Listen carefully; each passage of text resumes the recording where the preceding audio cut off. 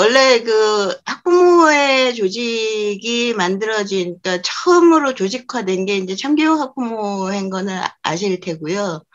그 조직의 그 기원이 전교조 선생님들을 돕자는 의미에서 학부모가 나서 보자, 뭐 이런 차원에서 뭐 전교조 재원을 만들어주기 위해서 뭐 양말도 만들어 팔고 뭐 여러 가지 그런 일들을 하던 차에 저 역시도 참교육 학부모의 회원으로 활동을 했었고요. 그러다가 이제 급식운동을 시작하면서 참막한테 급식운동의 주체가 돼야 된다 요구를 했었는데 거부당했어요. 그래서 그 부분 때문에 따로 나와서 지역의 학교 운영위원회 협의회를 만든 차원에서 그 관악동작 학교운영위원 협의회의 이름으로 급식운동을 처음 이제 출발을 시켰었고요. 그런 과정에서 이 이명박 정부가 들어서면서 그 소위 미친 교육을 반대하는 그런 그 교육운동 진영들이 이제 만들어지면서 그것하고 같이 이제 발을 맞추는 학부모들의 활동 조직이 이제 평등교육 실현을 위한 전국 학부모회로 이제 구성이 됐던 거였는데, 당초 이름은 민중학부모였어요. 근데 민중이라는 용어 자체가 아까 김용태 선생님 얘기하신 것처럼 날빨갱이들로 이제 막 치부가 되고 활동하기가 굉장히 불편해졌던 과정에서 어차피 교육의 기본권은 모두에게 평등해야 된다라는 그런 차원에서 학부모의 이름을 평등교육 실현으로 바꿨습니다. 그래서 지금 만들어진 건 2008년부터 그 2008년 5월 15일 스승의 날을 기념하면서 구성이 됐었고요. 그 차원에 제일 크게 일을 만들어냈던 게, 성과를 냈던 게 일제고사 폐지 활동을 했습니다. 그래서 완벽하게 일제고사를 폐지를 시켰는데 이놈의 윤가 정부가 들어서면서 다시 일제고사를 부활시키고 있고, 그런 다양한 과제들을 푸는 일을 지금 전국의 노동자, 농민 중심의 학부모들이 움직이고 있어요. 그래서 굉장히 그 가열찬 운동을 하고 있습니다. 그게 이제 평등교육 실현을 위한 전국 학부모 회고요.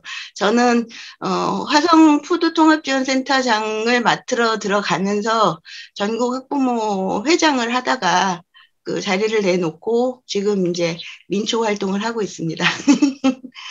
그러면 오늘 그 준비한 내용으로 들어가겠습니다. 고맙습니다. 제목은 우리 밥입니다. 식사들 하셨어요?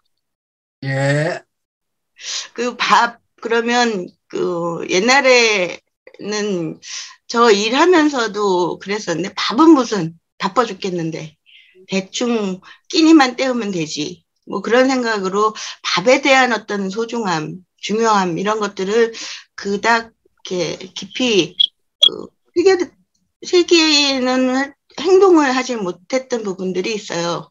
그런데 이제 교육운동 차원에서 학교급식부터 이제 바꿔내 보자라고 주장을 하는 과정에서 보니까 밥이 엄청 중요한 거더라고요. 특히 아이들의 밥은 가장 최상의 것을 제공해 줄 수 있어야 되는 그런 그 어른들의 책무 차원에서 아이들에게 기본 권리를 보호해주는 그런 활동으로 이 급식운동을 처음 시작하게 됐었던 부분이 있었고요. 그래서 그 밥에 대한 그 심오한 가치와 철학까지 같이 섭렵을 하는 행동들을 여러 사람들, 여러 지역, 그리고 오랜 기간을 거쳐서 이 밥에 대한 의미를 한 번은 짚어봐야 되지 않겠냐는 생각을 하면서 강의를 주문받았습니다. 유튜브에서 이후 설명 후에 저 섞으려고 그러냐고. 그러면 이 한 그릇의 밥 안에 이걸 바라보면서 어디서 나온 밥은 쌀로 만들죠. 그 쌀은 어디서 왔을까? 그리고 이 밥그릇의 밥알들은 어떻게 만들어질 수 있었을까? 그리고 이 쌀을 만들어낸 사람은 누가 만들었는가? 그리고 이 쌀의 그 원천은 뭐지? 라는 생각들을 하면서 밥을 바라보게 됐었어요. 그러면서 들여다본 게 바로 우리 농촌, 그리고 밥 한 그릇, 그리고 이 까무잡잡한 손의 의미를 되새기게 됐었던 부분이 있습니다. 다 같이 오늘 제시하는 여러 사진이나 자료들을 보시면서 한 번쯤은 같이 심오하게 생각을 해보면 어떨까 합니다. 밥을 먹는 거, 밥을 먹게끔 하는 거, 그리고 우리가 밥을 사 먹든, 얻어 먹든, 지어 먹든, 이 밥을 먹는 거를 우리는 식량 체계라고 얘기해요. 영어로는 푸드 시스템이나 푸드 체인으로 많이 운용이 되고 있죠.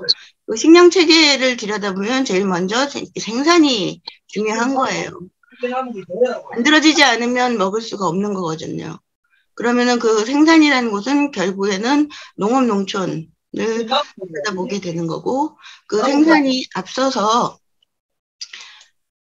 소비를 끌어낼 수 있었던 부분이 있었다고 보는 거죠. 그런데 차후에는 소비가 먼저 일어나야 생산이 진행된다라는 이치까지 깨달으면서 제가 이 자리에 앉을 수 있습니다.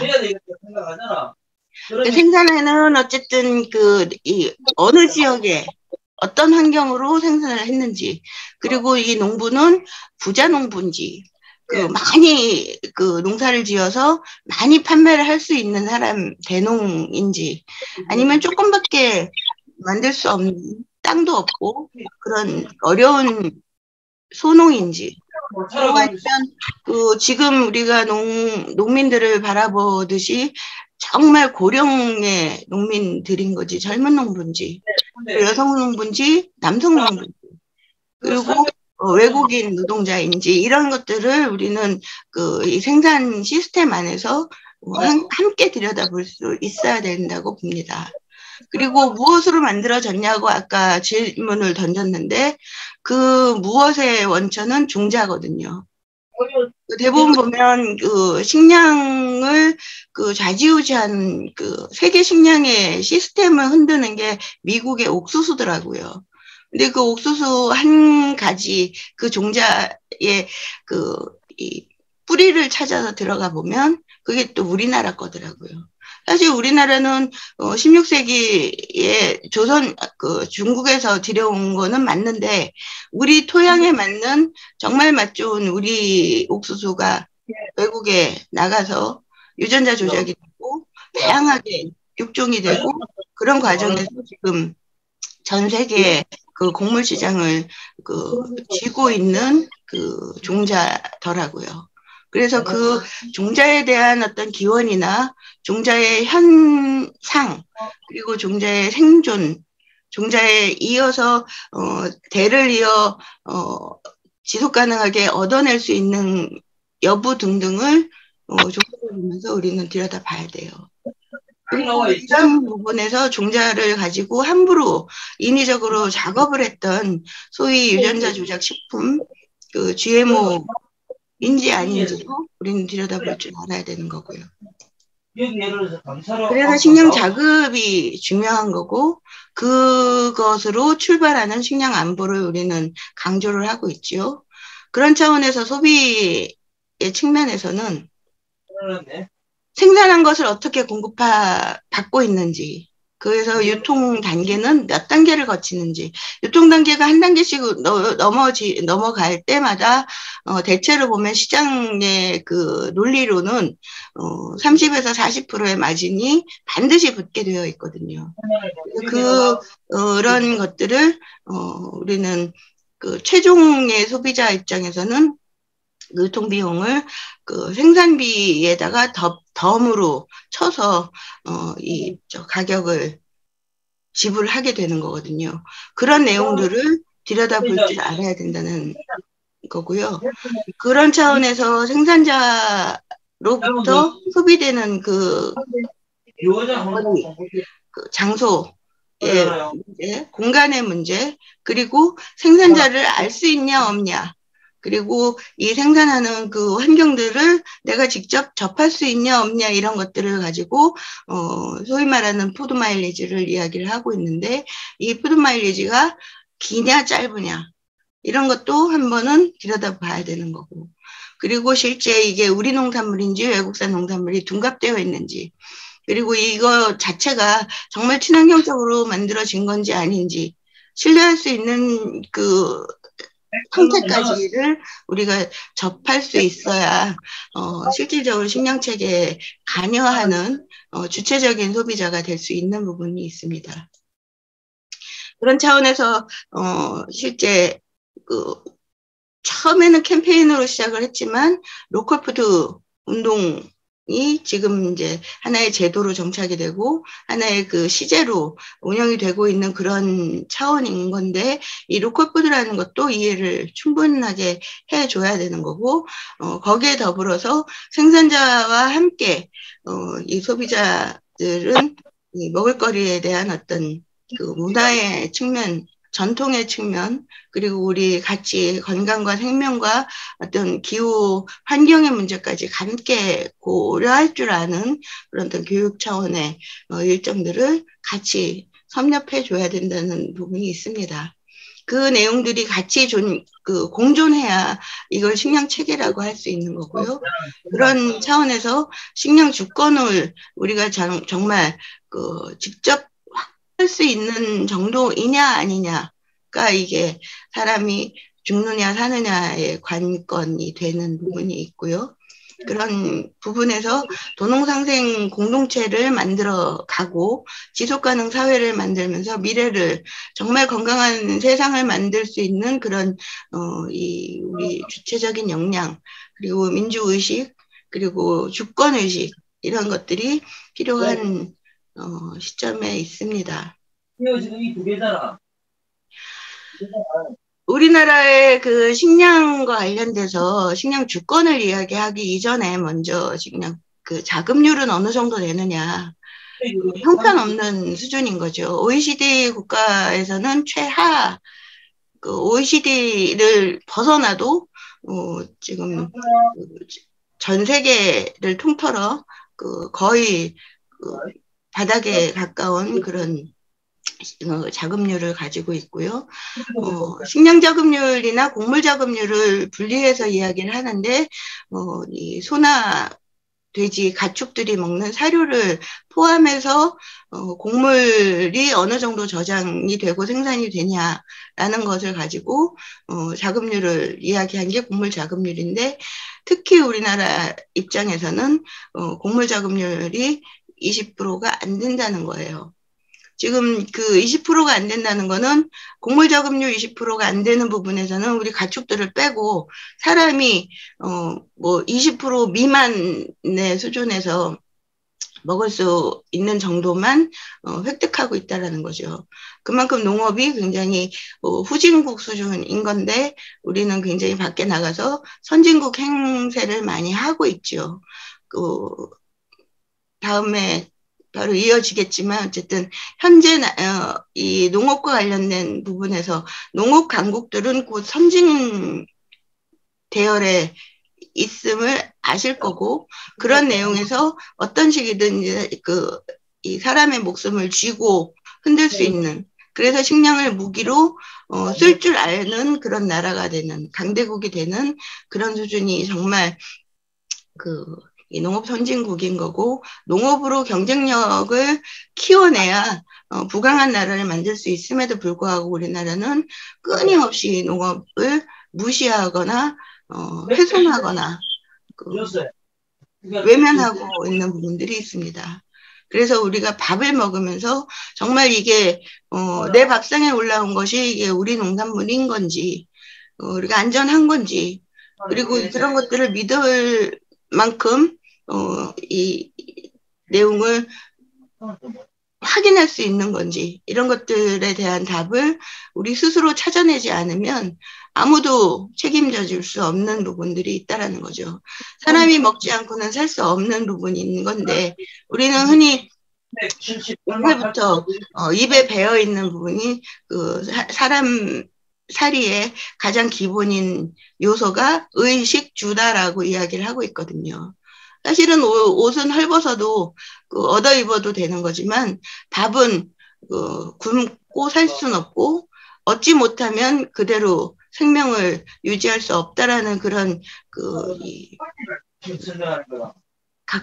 각박한 어떤 절실한 그런 부분들을 많이 외면하고 살아왔던 우리나라의 무슨 선비의식이 여전히 지금 작동을 하고 있는 건지 모르겠으나 여전히 우리들한테는 식의주보다 의식주가 더 입에 배어 있는 생활을 하고 있는 거거든요. 그만큼 밥이 조금 더 앞서 우리 생활 관점에 우선될 수 있는 그런 것들로 좀 자리매김돼야 된다라는 그런 차원에서 적어도 헌법을 공부하는 그런 민주 시민이기를 원하는 우리들은 최소한 이 밥의 민주적인 가치와 철학을 함께 논할 줄 알아야 됐고 같이 손잡고 우리 밥을 지켜낼 수 있는 그런 역할들을 함께 해주실 수 있으면 좋겠습니다. 한국당 총액은 어떻게 할 거냐는 요 계산해 주고 있다. 프로그램을 짜면 밥을 이야기하다 보니 그 자급 생산을 이야기하다 보면 기본적으로 이 농업 환경의 문제를 들여다볼 수밖에 없는 거죠. 그리고 우리 얼마 전에도 그 기후 재앙 위기 5천 명이나 되는 그 시민들이 모여서 집결해서 체제를 바꿔라. 그래야 우리가 살 수 있다. 뭐 이런 주장들을 하고 있고 그것 관련해서 여러 그 전 세계가 지금 지구의 그 환경 문제, 기후 재난 그리고 이제 코로나 같은 이 질병의 문제들을 함께 고민을 하고 있으나 이거를 풀어갈 수 있는 방법들을 아직은 해결점을 찾지 못해서 여전히 이거는 방치되어 있는 상황인 거고 그런 차원에서 식량 쇼크가 왔다고까지 하고 있습니다. 그리고 끊임없이 기아난민은 수를 증폭시키고 있고 1년에 2,200만 명이 죽어나가고 있다고 해요. 우리는 바로 내 일이 아니기 때문에 이 문제에 대해서 크게 관심을 안 줄 수도 있겠지만 사람의 삶에서 더불어 삶의 기원에서 적어도 지구촌이라는 하나의 그 세계 전체의 그 공동체 의식을 가지고 본다고 하면 내가 지금 무엇을 해야 되는지 한 번은 돌아볼 필요가 있지 않겠나라는 생각을 하게 만들지요. 사진은 굳이 설명을 안 해도 다 보시면 아실 것 같습니다. 그런 차원에서 그 기후의 문제, 뭐 전쟁의 문제로 점점 그 세계 3대 곡창지대라고 하는 우크라이나, 미국, 아르헨티나의 그 곡물 생산량이 엄청나게 감소했음을 그 표로 보여주고 있습니다.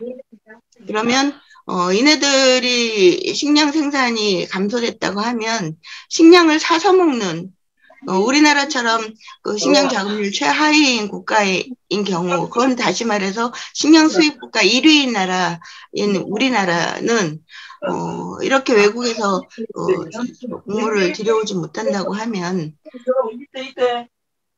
살 방도가 없어진다라는 거죠. 그거에 대해서 크게 정부 관료들은 물론이고 일반적인 우리 이웃들조차도 이 문제에 대한 심각성을 그렇게 깨닫고 살지는 않는 것 같습니다. 더군다나 지금의 농업의 현실에 제일 크게 이슈화되고 있는 게 바로 이 쌀값의 문제인데, 우리나라 곡물 자급률 20%를 20%에 90% 범주로 작용하는 게 바로 이 쌀의 문제거든요. 쌀을 빼면 사실은 곡물이라고 해봤자 옥수수, 콩, 뭐 밀 이런 것들인데 생산량이 자급률이 0.1부터 뭐 5% 이내에 불과하기 때문에 우리나라 곡물 자급률의 기본을 유지하고 있는 이 쌀의 문제가 심각한 사회 문제로 대두되어야 되는데 농민만의 문제로 지금 작동을 하고 있는 수준인데요.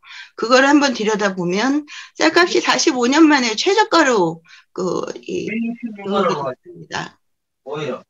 22년 올해 8월 20kg 기준으로 43,918원인 건데 이거를 20kg를 그램으로 나누면 1g에 약 2원 19전 정도가 돼요.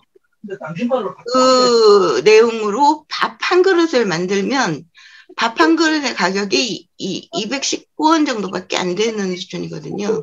219원이면은 여러분들 요즘에 껌 한 통이 얼마입니까? 지금 껌을 안 사 먹어서 잘 모르겠는데 사탕도 제가 좋아하는 홀스 사탕도 1,100원으로 올랐거든요. 밥 한 공기로 그러니까 사탕도 못 사 먹는 거예요. 밥 한 공기하고 바꿀 수 없는 수준인 건데 이 밥 한 공기를 만들기 위해서 농민들은 1년의 그 시간과 노력과 이 피땀을 흘려줘야 되는 부분들이 있음에도 불구하고 전년 대비 23%가 폭락을 했대요. 왜 그렇게 됐나 봤더니 그 전년에 쌀이 부족하다는 식의 어떤 그 이야기들 때문에 쌀이 올해 그 공급 과잉이 됐다는 거죠. 작년에는 굉장히 그 기후 문제, 그 비도 여름 내 비가 오고 생산량이 많이 떨어졌었는데 올해는 그 작황이 굉장히 좋았고 또 그 작황이 좋은 종자를 또 많이 심었대요. 그래서 이 물량이 많아지면서 쌀이 남아도는 수준이 되다 보니까 쌀값이 떨어지는데 그 남아도는 수준이 최소한 우리 그 곡물 자급률을 더 높여줄 수 있는 그런 것과는 별개로 이전에 쌓여있던 재고량을 그대로 그 방기한 채로 그 공급 과잉의 논리만 갖다가 붙이면서 쌀값이 폭락할 수밖에 없는 그런 현상이 생겼다는 거예요. 그런데 올해 농사를 지면서 농민들이 가장 힘들어한 게 바로 이 더위 문제, 폭염의 문제였고 잦은 홍수의 문제였고 또 하나는 제일 큰 게 농자재 값이었거든요. 농자재 값이 전년 대비 어떤 건 많이 올라간 건 10배도 올랐대요. 그렇게 비싸게 농사를 지을 수밖에 없었는데 생산비도 못 건지는 수준으로 농민들의 쌀값을 그렇게 책정해주고 있는 정부의 문제가 분명히 있다라고 농민들이 이제 화가 나기 시작하는 거죠. 그런데 한편으로 소비자들 입장에서 보면 쌀 소비량이 점점 줄어드는 거예요. 30년 전에 비해서 절반도 안 먹어요. 계속 그래서 한 사람이 소비하는 연간 소비하는 게 쌀 한 가마도 안 되는 수준인 거예요. 여러분들 돌아보십시오. 쌀을 어느 정도 밥량을 어느 정도 먹는지. 삼시 세끼를 다 먹는 저 같은 경우도 밥을 자꾸 덜게 되더라고요. 다른 음식들이 더 먹을 게 많아지다 보니까. 그래서 사실 저도 그런데 요즘 아이들 같은 경우는 밥을 먹겠습니까? 밥은 무슨 피자나 먹지? 햄버거나 먹지? 여전히 그러고 살고 있거든요.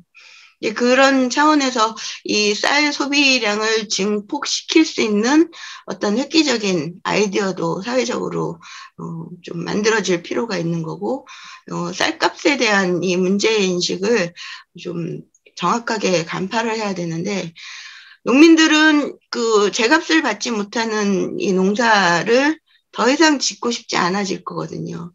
사실 우리 농촌 현장을 보면 대체로 그 청년의 나이가 70대 이상입니다.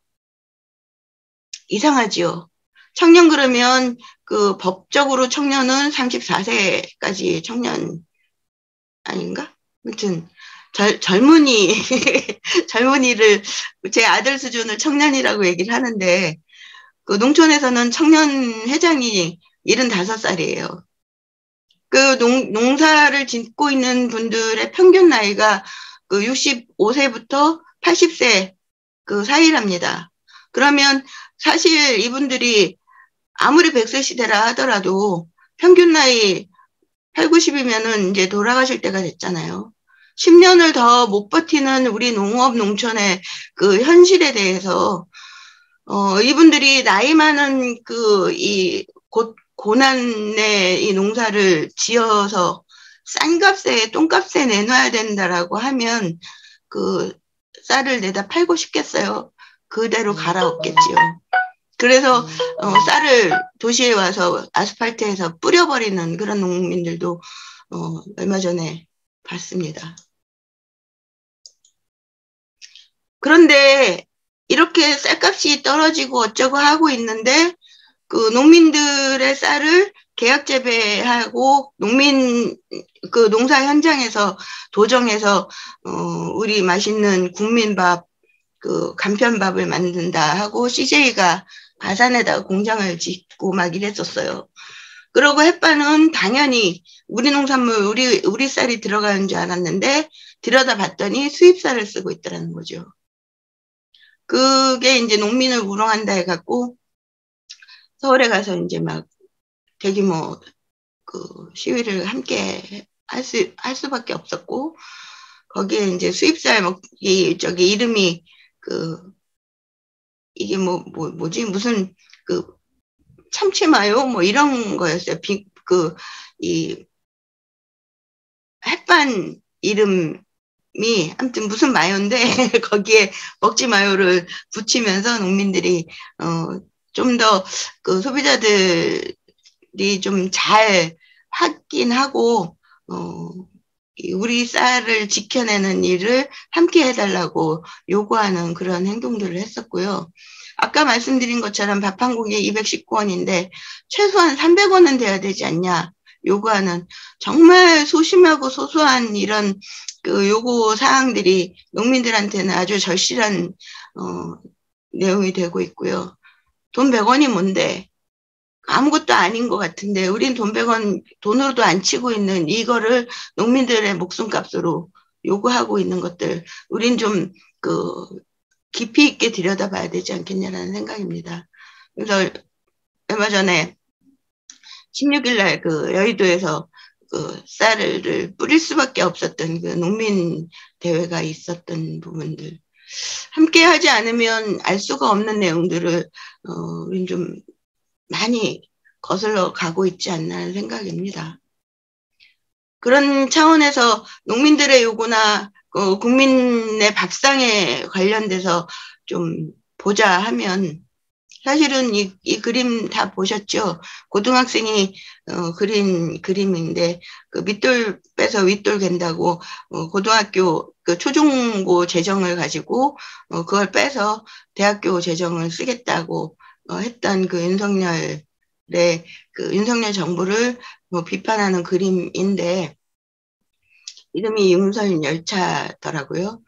이제 폭주하는 이 윤석열의 그거에 빗대어서 사실은 이 차원에서도 윤석열 정부 차원에서도 이 밥은 무슨 이라는 생각을 하고들 있는 것 같고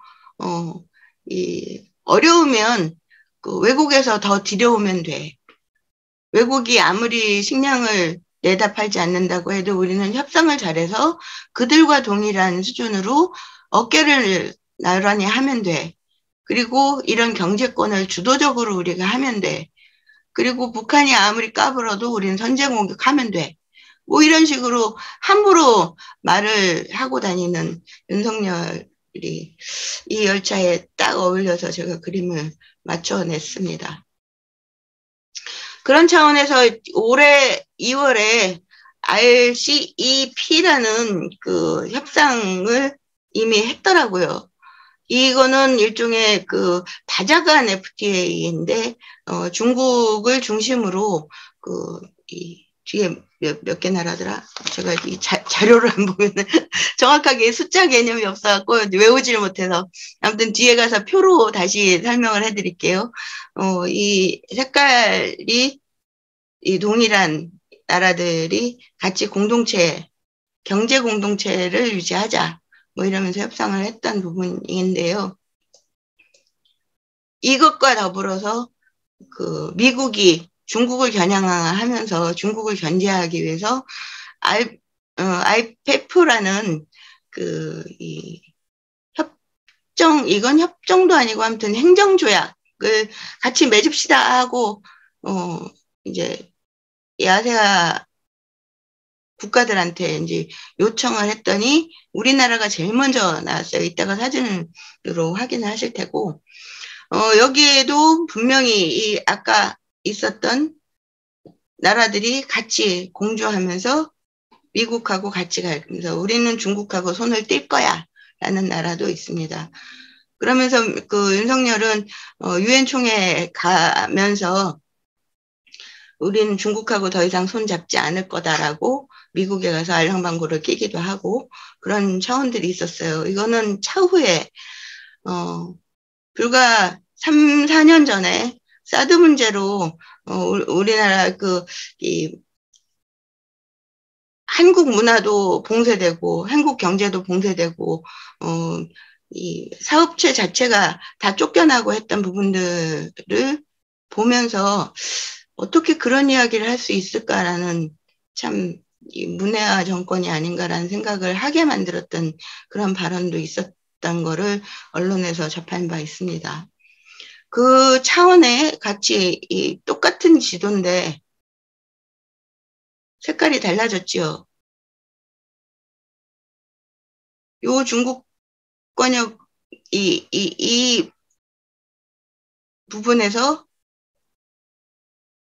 실제 이 태평양을 중심으로 한 경제 동맹을 중국이 좀 주도적으로 하려고 했었는데 대번에 그 미국이 빠지면서 일본 입장에서 우리가 먼저 손잡고 가보자. 뭐 이 11개의 국가를 통틀어 갖고 자기네가 주도권을 갖고 이 CPTPP라는 용어를 쓴 포괄적 점진적 이 환태평양 경제 동맹체를 만들자고 주장을 하게 이르렀어요. 그래서 지금도 진행 중에 있고 윤석열 정부는 이 CPTPP를 제일 먼저 들어가겠다고 했었는데 일본이 주도권을 갖고 있다 보니까 일본의 입맛에 맞추지 않으면 들어갈 수가 없는 구조고 이 CPTPP는 이 동맹국가 전체가 다 만장일치로 이 신규 등록 국가를 이제 승인해 주는 그런 절차를 하게끔 만들었었거든요. 일본식인 거죠. 만장일치를 끌어내지 못하면 여기에 감히 접근을 할 수가 없는 거고 만장일치를 하기 위해서는 어쨌든 그 같은 색깔을 가진 나라들과 어떤 형태든 그 나라의 요구를 들어주고 그 나라에 필요한 부분들을 내줄 수 있어야만 그런 준비가 되어 있어야만 이 만장일치 시스템에서 살아남을 수 있는데 실예로 대만 같은 경우 이 CPTPP에 들어와서 사실상 이 어떤 이 태평양 경제를 같이 주도적으로 함께 그 협력 체계를 갖춰서 자기네들 경제 부활을 해보겠다 라는 차원에서 여기 등록을 신청했다가 일본 입장에서 니네는 후쿠시마산 농산물, 수산물 안 먹겠다고 했었잖아. 그거를 먹겠다고 하면 니네 들어올 수 있게 한번 열어볼게. 뭐 이렇게 됐었던 거예요. 그래서 그 대만 차원에서는 고민하다가 그거를 수용을 했어요. 우리 그냥 CPTPP를 들어갈 건데, 후쿠시마 농산물을 먹으라고 하면 먹을게. 대신에 안전하면 되잖아. 라는 거였거든요. 그런데 CPTPP라는 이 문제가 왜 심각하냐면 어떤 안전성의 문제에 있어서 그 해당 국가가 안전하다고 하면 다른 나라는 그냥 안전한 줄 알고 먹어줘야 되는 그런 협상의 내용들이 있어요. 그리고 가장 중요한 거는 자국산 농산물이나 자국산 그 상품을 보호하기 위해서 이 외국의 농산물 상품들을 들여올 때 매겼던 관세를 완전 철폐를 하고 가장 먼저 열어줘야 되는 그런 준비 역할들을 하지 않으면 이 CPTPP에는 감히 들어가지 못하는데 윤석열은 그 정부 출범할 때 인수위 준비하면서부터 CPTPP부터 가입하겠다라고 이 백서 인수위에서 내는 그 국가 무슨 백서 있잖아요. 거기에 제일 먼저 기록을 했던 그런 정보입니다. 지금 제가 설명할 게 많다 보니까 막 이 말이 굉장히 이렇게 떠듬떠듬하게 되는데 정리를 해서 사진 그림으로 하나 그림으로 보여드리면 바로 이런 형식의 간단한 이 환태평양 경제공동체를 확인해 보실 수 있어요. 차후에 좀 더 구체적으로 공부를 함께 하실 시간이 만들어지면 그때 좀 더 깊이 있게 들어가는 걸로 하고 아까 말씀드린 IPEF라든가 ICF 지금 우리나라가 같이 가입되어 있는 IPEF하고 ICF는 이 표로 정리해서 비교해서 보시면 되고 CPTPP는 아직 가입은 안 되어 있지만 실제 일본이 주도권을 갖고 있다 보니 일본의 입맛에 맞춰주려고 가장 제일 먼저 핵심적으로 문제가 되었던 게 지소미나였잖아요. 그 지소미나가 이미 같이 협상 타결이 된 상황인 거고 그 외에 위안부 문제 그리고 뭐 강제 노동 징용 배상 문제 이런 것들부터 걔들은 들고 나올 게 뻔하기 때문에 더군다나 우리가 방사능 문제 때문에 일본산 수산물을 수입 봉쇄를 하고 있는데 그거부터 풀어라 하고 덤비고 나면 우리는 일본 수산물이 들어와서 국내산인지 일본산인지 알 수도 없는 방사능 물질을 그대로 먹을 수밖에 없는 그런 굉장히 위험한 상황에 놓여져 있다라는 거 이런 점에서 CPTPP에 대한 반대 인식을 전 국민이 함께 가지면서 이 정부가 함부로 나대지 못하게 그렇게 만들어 가 줄 수 있어야 된다고 봅니다. 그런데 한편으로 보면 이 CPTPP든 ICF든 이 지금 다양한 어려운 용어로 환태평양, 인도태평양 경제 동맹 시스템 어쩌고 이러면서 계속 떠들고 있는 이런 과정들 안에는 이미 각국 간 FTA를 우리나라 입장에서는 지구촌에서 가장 많은 나라하고 FTA를 체결하고 있기 때문에 이런 것들을 굳이 안 해도 어차피 그네들 나라의 입맛에 맞게끔 우리 경제가 좌지우지되고 있는 부분이기 때문에 그렇게 나서지 않아도 되는데 나중에 일본에서 CPTPP 니네 가입하려면 독도 우리 걸로 해라 라고 해도 우리는 그럼하고 하고 덤빌지도 모르는 그런 위험천만한 상황도 우려하고 있는 부분이 있습니다. 보십시오. 이게 윤석열이 처음 취임하고 9일 만에 바이든이 날라와서 IPEF 같이 동맹 맺자 하고 도장 찍었던 그 사진이에요. 아마도 이 IPEF 이 협상 국가들 좀 아까 보셨죠? 15개 국가 중에 우리나라가 제일 먼저 도장을 찍었던 것처럼 보여져요. 그러면서 굉장히 의기양양해 하고 있는 이 윤석열의 외교 행보들을 보시면 많은 문제점들을 많이 언론을 통해서 보셨을 거라고 봐요. 일본하고는 어떤 식이든 만나려고 하다가 이번에 극적으로 30분간 협상을 같이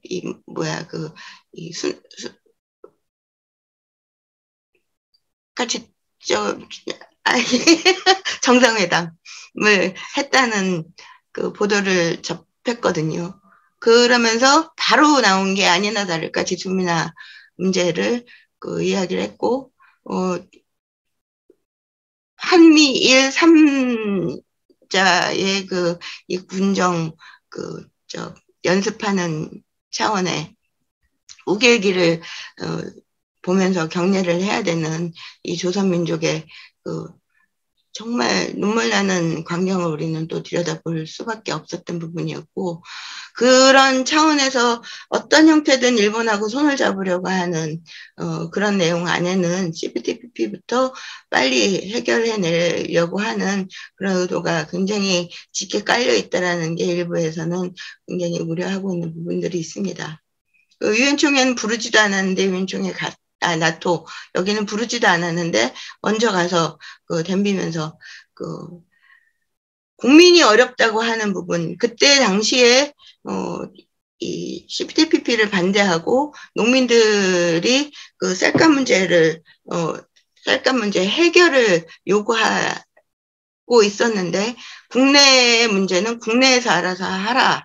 라고 하면서 비행기를 타던 그 내용을 언론에서 바로 접하면서 정말 이 개 어쩌고 욕이 나왔던 부분들이 있었습니다. 보십시오. 코로나로 인해서 전쟁으로 인해서 전 지구촌이 봉쇄되어 있는 상황에 국내 문제는 국내에서 해결하라고 했으면 그러면 우리 농업의 문제는 우리 농업이 살 수 있게끔 해결해낼 수 있는 정부 정책을 제시를 해줘야 되는데 각자 도생하라고 하고 비행기 타고 날릴 줄 아는 이런 대통령을 우리는 어떻게 들여다봐야 되냐라는 거죠.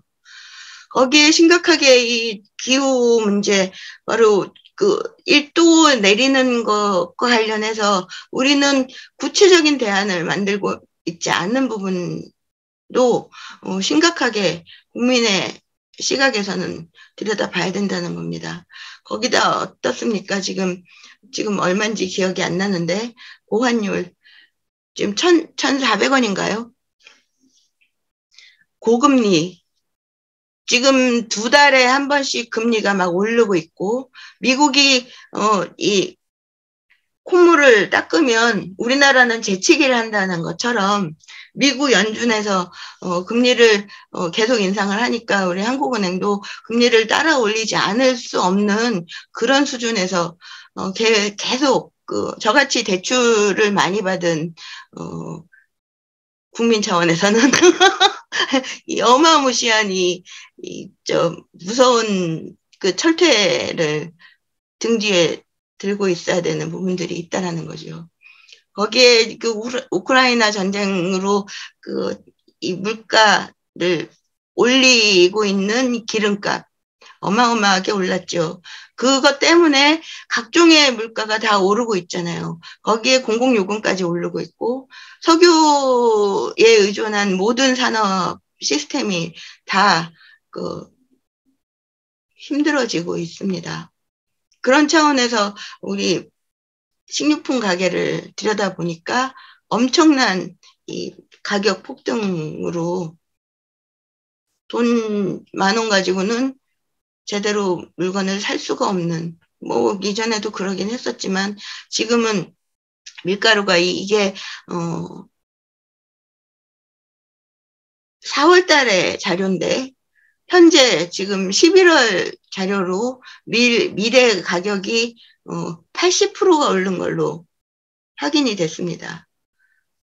수입밀이 80% 올랐다고 하면 이미 국내 이 밀가루 산업 자체가 4배는 올라야 된다라는 거거든요. 그런 정도의 그 계산을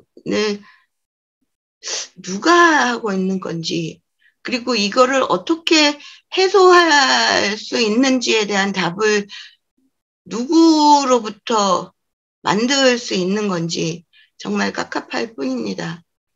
이제 먹고 살 수 있는 게 없을 수준이에요. 엄마가 차려준 밥상인데 이 덮개를 열면 저 안에 뭐가 있을까요? 김용태 선생님, 저 밥상에 무엇을 올리면 좋겠습니까? 제일 먼저 김치가 있겠죠. 네. 된장찌개. 된장찌개, 네. 그렇습니다. 또? 네, 당연히. 된장찌개, 콩나물 뭐 이런 게 들어가야 될 텐데. 우리 밥상을 한번 상상을 해보세요. 밥상에 나물 무침 하나를 하려면 나물의 나물의 기본 시금치면 시금치가 기본적으로 필요하죠. 거기 마늘 들어가죠. 거기 기름 들어가죠. 거기 소금 들어가죠. 간장도 약간의 간장도 들어가고 고춧가루는 안 들어갑니까? 그리고 고추장도 들어가죠. 지금 벌써 제 손가락으로 7개를 쳤어요. 이거는 한국의 음식은, 우리의 밥상은 최소한 외국의 햄버거처럼, 외국의 고기 스테이크처럼 단품이 아니라는 거예요. 밥 한 그릇을 먹으려고 하면 나물, 시금치 나물만 좀 아까 얘기한 그것만 갖고 먹습니까? 기본적으로 우리 밥상에는 최하가 3첩이에요. 반찬 3개는 놔야 돼요. 김치는 기본이고 나머지 2개는 어떤 식이든 아까 시금치 나물 넣었으면 또 하나 뭔가 다른 거 하나는 들어가겠죠. 그만큼 우리 밥상은 외국과 다르게 소량의 다품종이 들어갈 수밖에 없는 이 밥상의 문화를 가지고 있고요. 그게 전통이고 그게 한국인인 거예요. 우리 밥상으로 우리의 정서를 만들어 왔고 우리의 끈기가 만들어질 수 있었던, 녹두장군 이후에 우리 민족성이 만들어진 것만은 아니잖아요. 과거 단군 시절부터 그 이전부터 우리 민족들이 가지고 있었던 우리 민족의 기본 얼과 정서, 그리고 우리 민족성이라는 그 부분에서는 먹는 것으로부터 몸이 만들어지고, 먹는 것으로부터 관계가 맺어지고, 먹는 것으로부터 우리 지식과 지혜가 쌓여가는 이런 이 수순을 우리나라는 남들보다 다르게 더 많은 것들을 접하고 행해왔기 때문에 세계 지구촌 어느 민족보다 우수성을 우린 자랑하고 있잖아요. 그리고 그거에 대해서 저는 굉장히 큰 이 대한민국 국민으로서 은혜를 입고 살고 있다고 저는 믿고 있고요. 죽을 때까지 그거는 버리지 않을 거거든요. 그만큼 우리가 밥상을 채워갈 때 그 소량 다품종을 그러면 어디서 누구로부터 어떻게 가지고 올 수 있는지, 아니면 내가 농사를 지어서 먹어야 되냐, 그런 부분들까지도 한 번은 같이 고민해내야 밥에 대한 이야기를 함께 할 수 있지 않겠나 생각입니다. 그래서 우리는 무엇을 먹고 사는지 그림에서 딱 느낌 오지 않습니까? 우리 주변에 길 가다가 피어있는 꽃과 피어있는 풀과 버섯, 거기 땅에 있는 벌레까지도 우리는 같이 먹을 수 있는, 생물이 다양하게 살 수 있는 환경이 유지되어 있는 우리 사는 곳, 살아가는 지금 내가 접할 수 있는 나의 밥상은 바로 주변에서 많이 볼 수 있는 것들이더라는 거죠. 그래서 해야 되는 일이 주변에 농산물을, 주변에 먹을거리를 내 밥상으로 끌고 들어올 때 가장 먼저 해야 되는 거는 나는 소비하는 입장이면 적어도 이것을 만들어내는 그게 땅이 됐든 농부가 됐든 하늘이 됐든 마주할 수 있어야 얻게 된다는 거죠. 내가 마주 바라보지 않으면 사실은 생산이 이루어지지 않거든요. 그런 차원에서 생산하는 소비자 그리고 소비하는 생산자를 같이 만들 수 있어야 된다는 차원에서 농민들은 얼굴 있는 생산자가 되어야 되죠. 그래서 자기가 만든 것들을 검증시키고 안전하게 건강하게 소비자들이 믿고 먹을 수 있게 뭐 이런 것들을 환경적으로 유지해내는 아주 중요한 인물들인 거죠. 그 주요한 요소의 차원에서 그 농부들이 갖고 있는 농부와 농업이 갖고 있는 그 가치는 우리가 많이 들어보셨을 겁니다. 농업의 다원적 기능이라 해서 사실 농업이라는 거 한 가지를 들여다보면 농업으로 인해서 홍수도 조절되고 가뭄도 조절되고 환경을 유지할 수 있는 다양한 생물 다양성을 얻어낼 수 있고 그로 인해서 얻어지는 이 에너지 그로부터 얻어지는 우리 밥상의 문화와 전통과 뭐 여러 가지 그 사회적인 모든 가치들을 끄집어내는 것들을 농업의 다원적 기능이라고 하는데 과거에는 단순하게 한 6조 정도? 그 정도는 나온다라고 이야기를 했지만 지금은 헤아릴 수 없는 수치를 감히 이야기할 수 없는 정도의 그 가치를 가지고 있는 게 바로 우리 농업인 거거든요. 그거를 마주할 줄 아는 소비자 역시 얼굴 있는 소비자여야 하고 그런 차원에서 최소한 내가 아는 농부들로부터 얻은 농산물은 당연히 믿게 되는 거죠.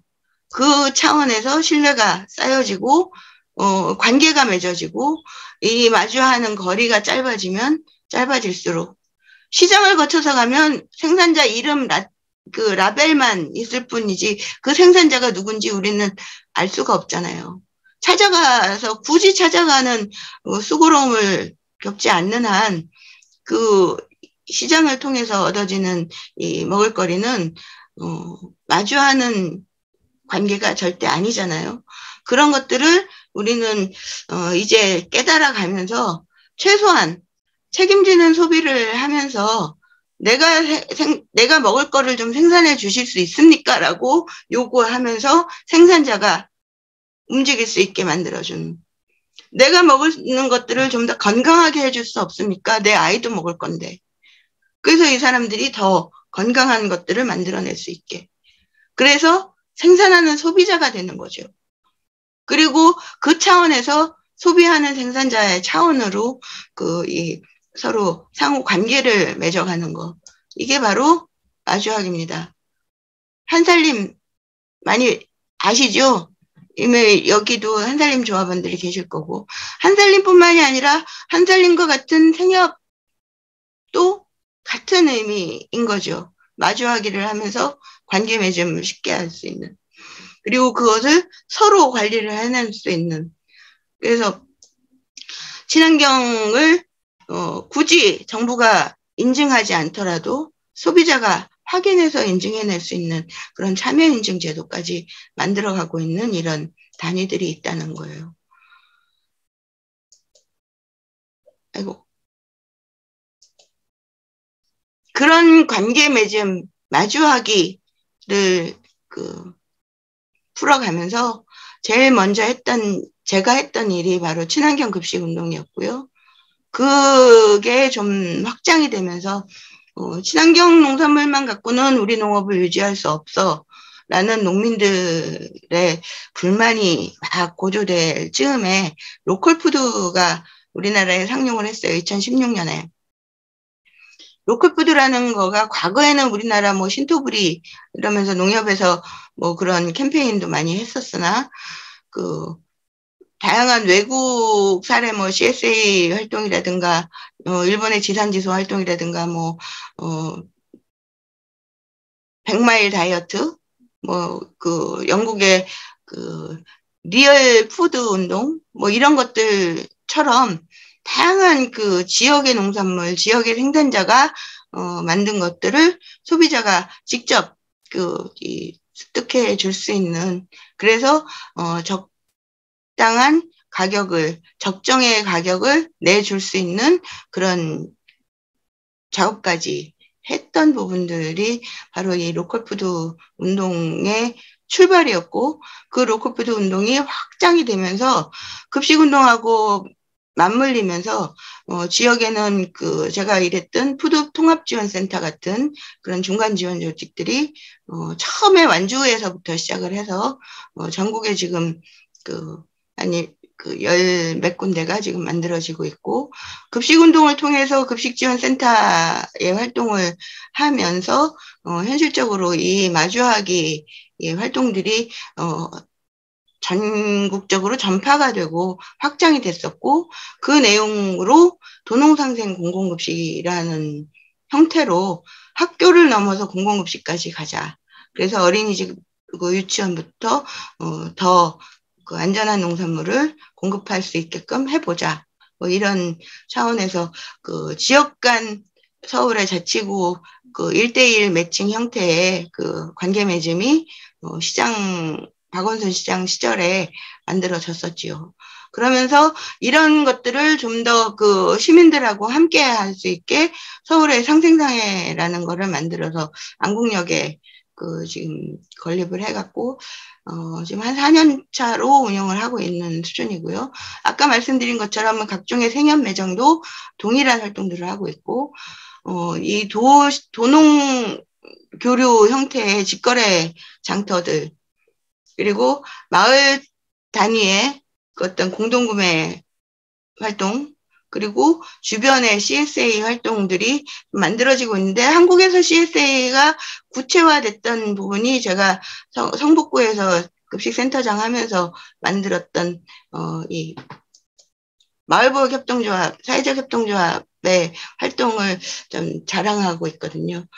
이런 부분 등이 아파트 한 동이 어느 이 농간의 마을의 농부들하고 같이 자매결연 형태로 맺어지면서 이 협동조합을 통해 갖고 서로 이윤을 나누고 있죠. 그래서 친환경 영역이 더 확장이 됐고, 지역은 이 아파트 주민들은 더 건강한 밥상을 나눌 수 있게 되는 뭐 그런 시스템들을 풀어갔었습니다. 그 차원에 더 출발하면 지금 지역 푸드플랜, 국가 푸드플랜 이러면서 이야기되고 있는 다양한 각종의 그 농업, 농촌을 겨냥한 어떤 발전 인식들이 사회적으로 조금씩 합의해 가고 있는 수준이긴 하나, 아까 말씀드렸던 IPEF라든가 뭐 CPTPP, 뭐 RCF 같은 이런 그 협상들로 인해서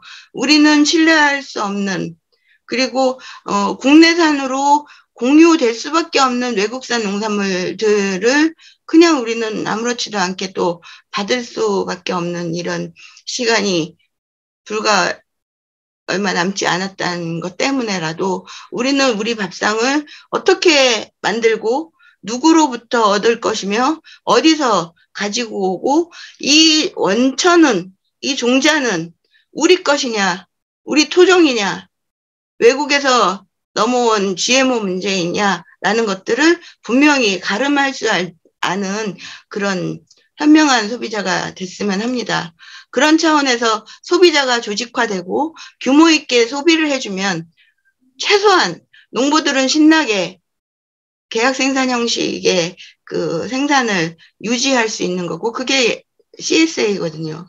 그런 차원에서 학교 급식도 확장을 해내고 아이들에게 건강을 또 우리 농업의 희망을 이야기했던 20년의 시간을 이제는 좀 정리를 해야 된다는 생각으로 소비자의 힘으로 정말 지속 가능한 세상을 함께 만들었으면 하는 바람으로 오늘 강의 내용을 준비했습니다. 여기까지입니다. 이상입니다. 혹시 말씀 중에 궁금하셨던 부분들이 있으면 예, 예, 감사합니다. 참 정말 귀하신 분. 나는 이피파 선생님의 저 소중한 그 철학이나 가치관이나 그 실천이 정말 우리 좀 저변 확대돼서 일반 국민들, 특히 소비자들, 생산자들이 함께 이렇게 손잡고 했으면 나갔으면 얼마나 좋겠나. 참, 윤석열에 대한 분노와 함께 참 어떻습니까? 오늘 선생님들 들으신 이야기를 좀 다들 좀 이야기 좀 해보시죠. 엄쏘고 푸시고 좀 이야기 좀 들었으면 좋겠어요. 오분 선생님 특히 양주에서 실천하고 계시는데 하실 말씀 많죠? 아, 그죠.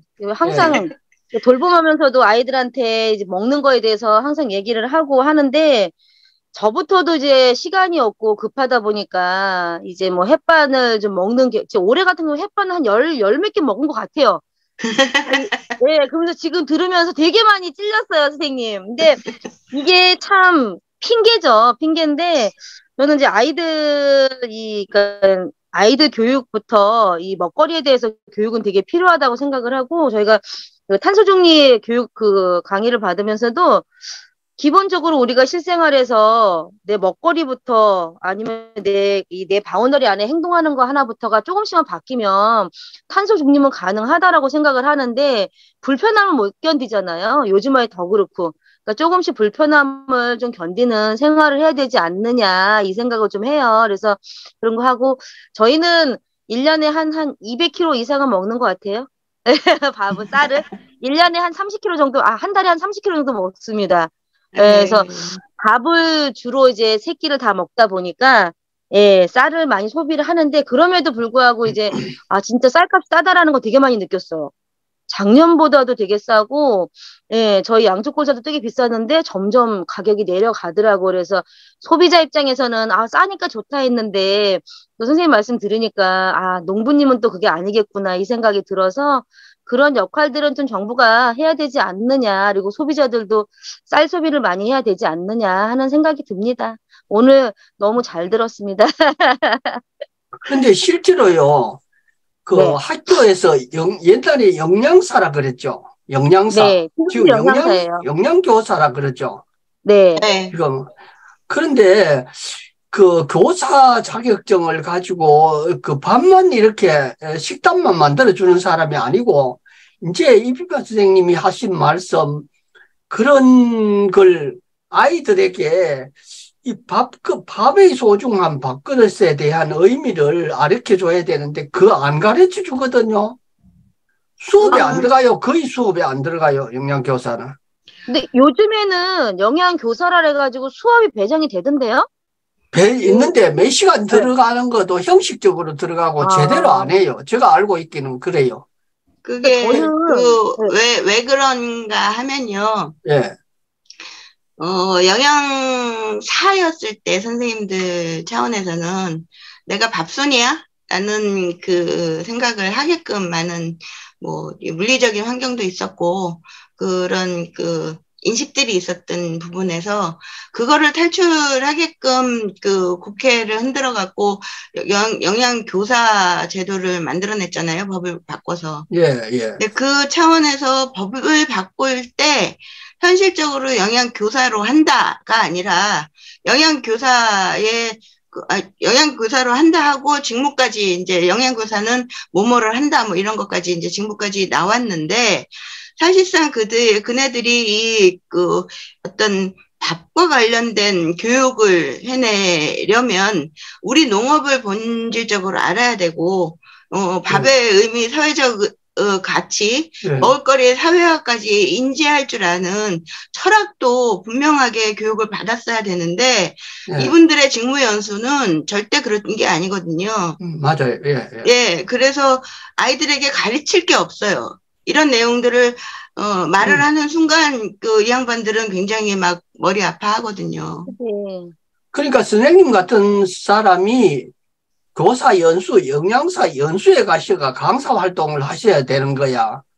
제가 그죠? 성북구 센터장 할 때는 영양 선생님들 직무연수 방학 중에 하는 직무연수 몇 시간 있잖아요. 그 중에 4시간을 반드시 센터로부터 교육을 받게끔 했었습니다.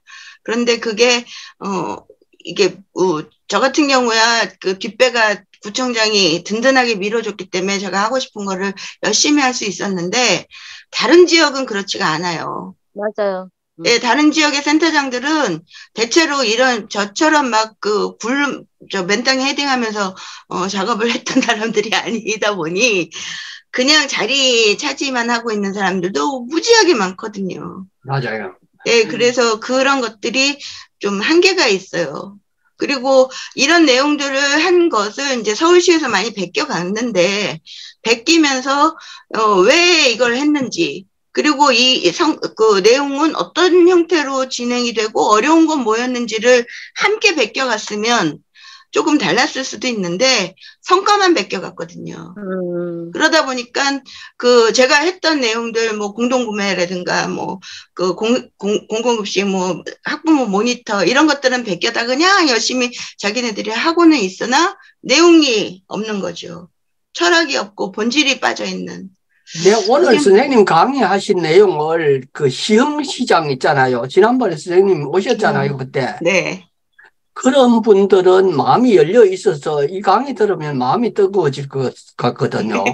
뜨거워지셨으면 좋겠어요. 내가 한번 소개를 한번 하고 싶네요. 언제 기회 봐가면서. 거기도 그 센터 운영하는 게 굉장히 협소하거든요. 좀 열린 마음으로 확 다가갈 수 있으면 좋은데, 자기네들의 관성에 붙은 어떤 활동을 하기도 버거워요. 네. 그래서 그런 게 좀 아쉽더라고요. 선생님 질문 하나, 네. 선생님 하시는 활동을 좀 이렇게 소문을 좀 많이 내야 될 것 같다. 그게, 예. 어때요? 우리 주부로서, 운동가로서 뿐만 아니고 어머니로서 이야기 좀 해주시죠. 우리 홍정희 선생님이나 조정호 선생님 한번 누가 좀 이야기를 해주시죠. 저는 빈파 선생님 이야기를 지금 예전에 강의가 또 있었잖아요. 네. 그때는 주제가 뭐였죠? 그때는 이 헌법대로 살기, 먹을거리에 대한 헌법에 비추어 봤을 때 주권, 먹을거리, 주권 얻기. 그렇죠. 그때는 훨씬 더 이제 포괄적이게 더 이런 거였다면. 근데 그때부터 시작해서 지난번에 학교 운영위원회 하면서 이런 또 얘기한 게 있었는데 화폐 공공은행 막 얘기할 때 사례 얘기한 거 있었죠. 농협 혼내준 거. 그렇죠. 그런 거라든가 오늘 들었던 사례들 이런 것들이 다 지금 바닥에서 이렇게 이루어져 오고 있는 이런 활동에서 저는 계속 놀라고 있어요. 저는 사실 친구이기도 한데, 연마을에서 이렇게 활동을 하고 있었다는 건 알고 있었지만, 하나하나가 되게, 그 철학과 그 원칙을 가지고, 바닥에서 거기 있는 주민과 내지는 거기 있는 교사와 거기 있는 아이들과 거기에 함께 일하고 있는 사람하고 같이 이걸 벌려 나가는, 걸 지금 이렇게 제가 접하면서, 지금 다시 보고 있는 거죠. 너무 멋있고, 네. 이렇게 해왔구나. 네. 저희 학교 동기입니다. 네. 누가? 놀라고 있습니다. 네. 정희 씨하고 저하고 동창이에요. 그래요? 네. 친구예요. 아이고, 예, 그러니까 그렇구나. 예. 길이 워낙에 달라가지고 저는 노동운동 하다가 계속 그쪽으로 있으면서 좀 이게 다시 좀 꺾이고 끊기고 꺾이고 좀 다른 삶을 살고 있는 거에 비해서 이제 빈파 선생님이 계속 이 그 먹거리에 관해서 그리고 그게 단순히 먹는 것만이 아니라 이 시스템에 관해서 손을 댈 수 있는 부분은 다 이렇게 연관된 부분은 다 연관이 되어서 지난번에 화성 밀가루 얘기도 되게 감동적이었거든요. 그래서 신났어요. 네, 그런 거 해나가는 걸 저 너무 좋습니다. 네, 굉장히 힘들 고맙습니다. 텐데, 힘들 텐데, 네. 참 두 분 동지가 참 소중한 분들. 참 나는 이비표 선생님 이야기 들으면서 계속 마음속으로 참 소중한 분이다. 저런 분들이 어머니로서 차원을 넘어서 지금 마음에 사랑이 없으면 절대로 저런 거 안 되거든요. 우리 국민에 대한, 민족에 대한, 농업에 대한 사랑, 애정, 자식에 대한 사랑이 있기 때문에 저런 표현이나 저런 운동이 가능하다 생각하면 참 강의를 한두 시간 듣는 게 아니고 좀 우리 1년짜리 코스를 듣든지 좀 들었으면 좋겠다 생각이 들고요. 우리 조정원 선생님 어때요? 좀 한번 한 말씀 해주실래요?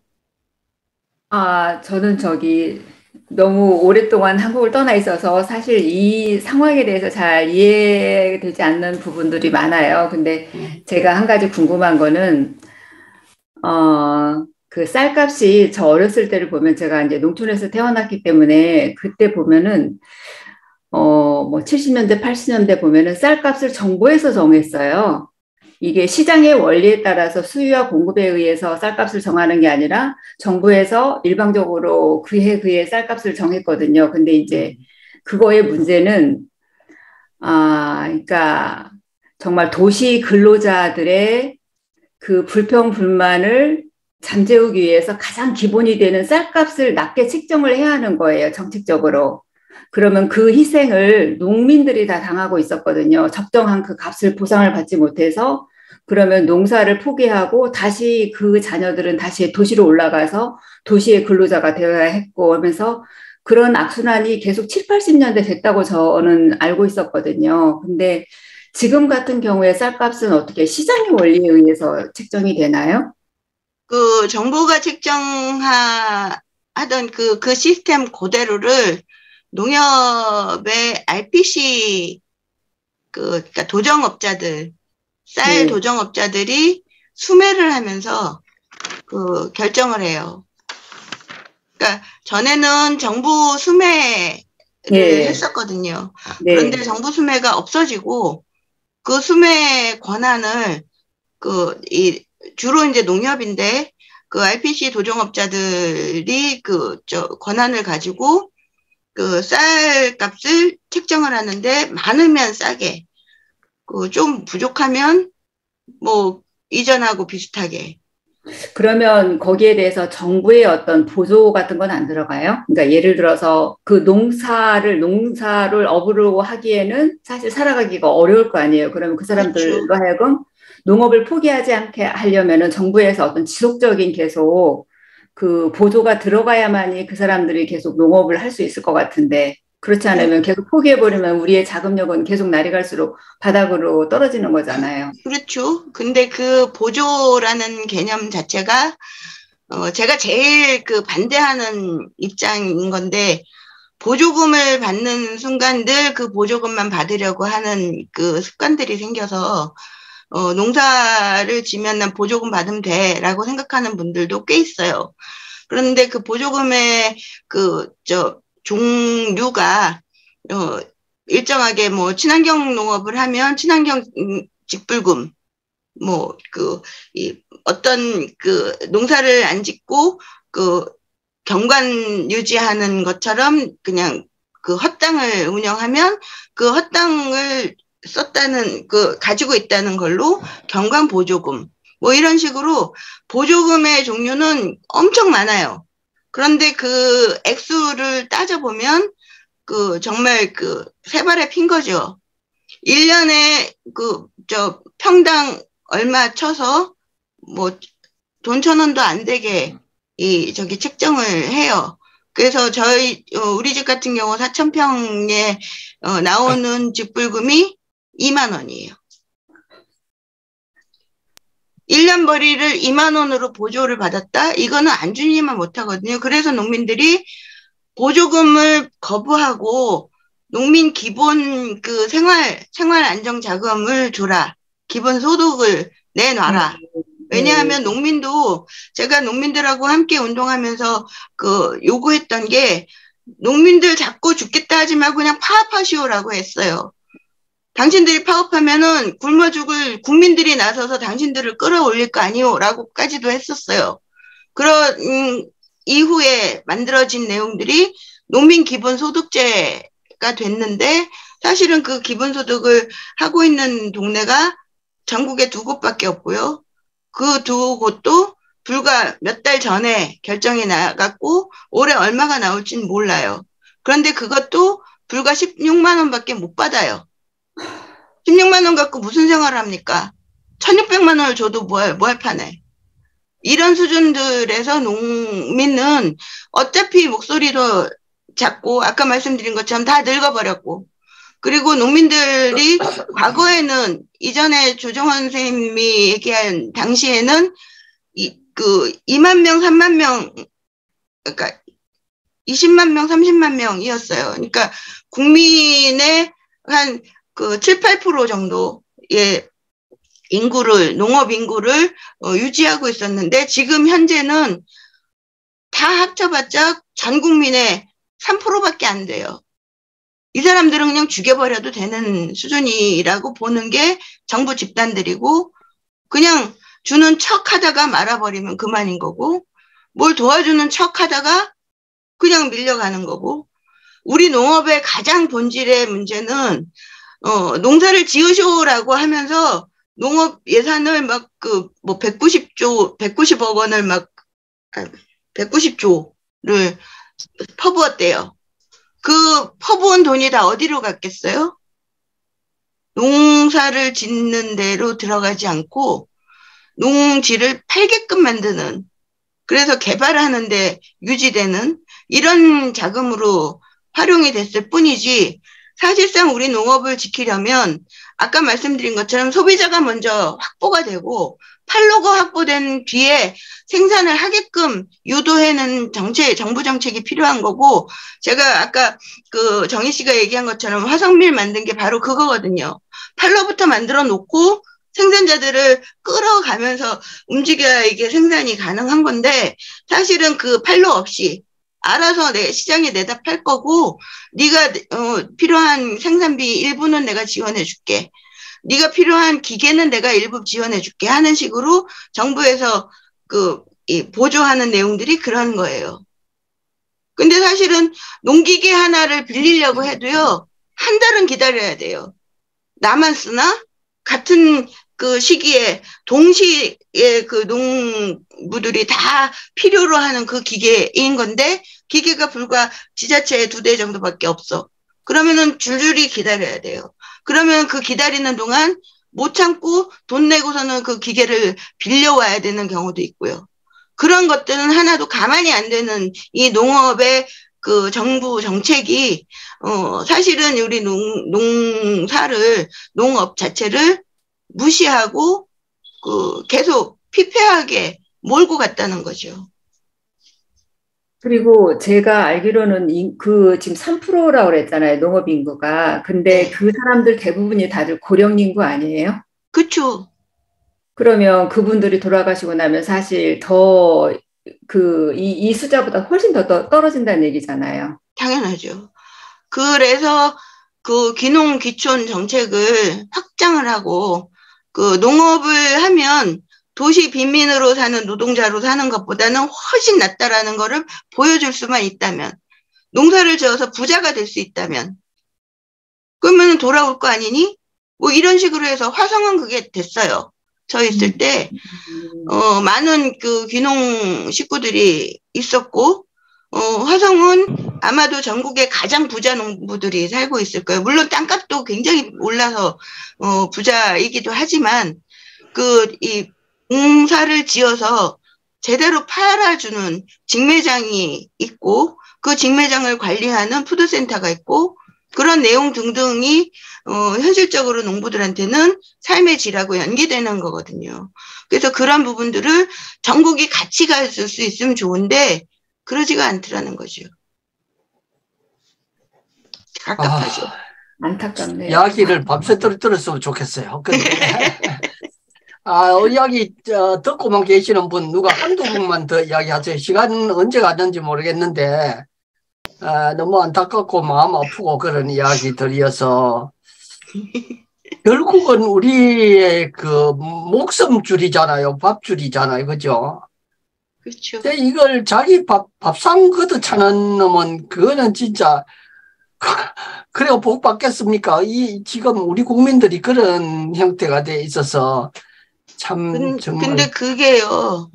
아주 어려서부터 배웠으면 조금 다를 수 있는데 맞아요. 예. 먹을 게 없어? 그럼 사 먹으면 되잖아. 그래요. 맞아요. 사오면 되잖아. 그게 예. 이제 지금 정부, 역대 정부들의 입장인 거고, 그래서 수입이 자꾸 늘어나는 거고, FTA를 계속 하는 수밖에 없는 맞아요. 거고. 예. 뭐 그런 수준인 거죠. 기가 막힙니다. 참. FTA인가 뭐, 그것 때문에 지금 더 그렇고. 자, 우리 강정민 쌤, 마무리해야 되는데? 안 계신 것 같은데. 있습니다, 선생님. 아이고, 계시네. 예, 이거 풀고, 예, 마무리 좀 하세요. 예. 네, 선생님. 열강 잘 들었고요. 저희 지금 11분 정도, 12분 정도 계시는데, 다음 주는 김선필 선생님께서 강의를 약속하셔서요. 마지막 주에 김선필 선생님 강의를 마지막으로, 이제 강사님 강의는 좀 마칠까 하고요. 그 대신 이제 저희 주권자 헌법활동 이렇게 수료를 하셔서 내년에 활동을 어쨌든 상해에서든 대한민국에서든 계시는 곳에서 활동을 좀 하실 수 있어야 될 것 같아요. 그래서 저희가 저는 이제 3분이라고 했는데 3분은 좀 더 넘어간 것 같고 한 10분짜리 정도로 강의를 좀 하시고 이야기 나눔식으로 그냥 편하게 좀 하셨으면 좋겠어요. 그렇게 해서 그 주권자 헌법활동에 저희 지금 오늘까지 31회 차이고요. 약간 모자랐던 강의들은 홈페이지에 영상 강의로 좀 강의를 맞아 들으시고, 그 다음에 12월 달은 그렇게 10분짜리 짧게 그동안 배우셨던 것 중에 가장 좀 마음에 남았다던가, 이런 얘기를 좀 주권자 헌법 활동가로서 전달하고 싶다던가, 이런 내용을 좀 자유롭게 좀 메모해 오셔가지고, 조금 이야기를 해주시는 시간으로 12월은 좀 보내볼까 합니다. 그리고 1월하고 2월 한 둘째 주 정도에 저희가 수료를 하는데요. 1월하고 2월 둘째 주까지는 선생님들 이제 그렇게 소통해보고, 약간 모자르시는 좀 스킬들이나 PPT 자료 같은 것들을 서로 좀 나눔하거나, 그래서 실제 현장에서 활동을 하실 수 있는 쪽으로 좀 주력해서 2월 둘째 주 정도까지 마무리하려고 합니다. 주권자 헌법활동에 지금 계시는, 단톡방에 계시는 단톡방에서 날짜하고 순서, 이런 것들을 제가 좀 안내를 할게요. 혹시 질문 있으실까요? 주제가 자유롭다고요? 네. 헌법과 헌법과 성형수술, 아무거나 괜찮습니다. 헌법 틀 안에서 해주시면 재밌을 것 같아요. 네. 재밌겠다. 헌법과 성형수술. 제가 지난주에 한 동에서 요즘 이제 대한민국은 주민자치제, 지방분권에서 주민자치제가 그래도 조금씩 한 발짝씩 나가고 있는데, 헌법책을 한 권씩 나눠드리고 1조하고 10조를 말씀을 드렸는데 너무들 정말 좋아하시고 감동받으시더라고요. 그래서 지역에서 진짜 선생님들께서 이렇게 헌법책 한 권씩 나눔하고 1조 10조만 전달해드려도 그러더니 거기 그 자치회장님께서 아주 적극적이신 분이시더니 마지막 소감에 그렇게 하시는 거예요. 저는 내년에 안산 한 동이 한 2, 3만 명 된대요. 헌법책을 만들어서 나눠주시겠다는 걸. 그걸 계획해보겠다고 포부를 너무 크게 말씀하셔가지고 제가 그분은 이제 따로 가서 만나 뵙고 좀 말씀을 나누고 싶더라고요. 굉장히 많이 감동받아 하세요. 저희 그 1조하고 10조는. 그리고 이제 요즘 그래도 아무리 그래도 이제 서울에 저도 한 번씩 올라가는데 거기에서도 계속 그 윤민석 님의 대한민국 민주공화국이다가 한 번도 빠지지 않고 계속 나오고 있거든요. 헌법 이야기가.